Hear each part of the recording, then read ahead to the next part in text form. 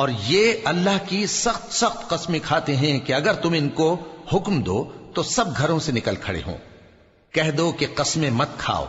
پسندیدہ فرما برداری درکار ہے، بے شک اللہ تمہارے سب اعمال سے خبردار ہے۔ کہہ دو کہ اللہ کی فرما برداری کرو اور رسول کے حکم پر چلو، اگر منہ موڑو گے تو رسول پر اس چیز کا ادا کرنا ہے جو ان کے ذمے ہے، اور تم پر اس چیز کا ادا کرنا ہے جو تمہارے ذمے ہے، اور اگر تم ان کے فرمان پر چلو گے تو سیدھا رستہ پالو گے، اور رسول کے ذمے تو صاف صاف پہنچا دینا ہے۔ جو لوگ تم میں سے ایمان لائے اور نیک کام کرتے رہے، ان سے اللہ کا وعدہ ہے کہ ان کو ملک کا حاکم بنا دے گا، جیسا ان سے پہلے لوگوں کو حاکم بنایا تھا،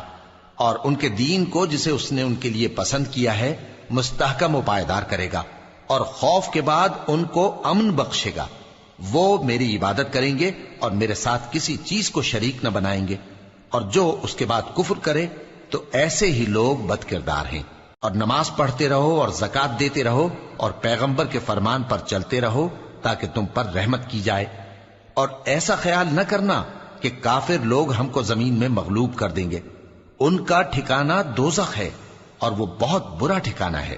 مومنوں، تمہارے باندی غلام اور جو بچے تم میں سے بلوغ کو نہیں پہنچے 3 دفعہ یعنی 3 اوقات میں تم سے اجازت لیا کریں،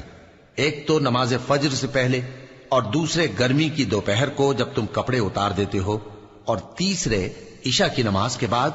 یہ 3 وقت تمہارے پردے کے ہیں، ان کے آگے پیچھے یعنی دوسرے وقتوں میں نہ تم پر کچھ گناہ ہے اور نہ ان پر، کہ کام کاج کے لیے ایک دوسرے کے پاس آتے رہتے ہو۔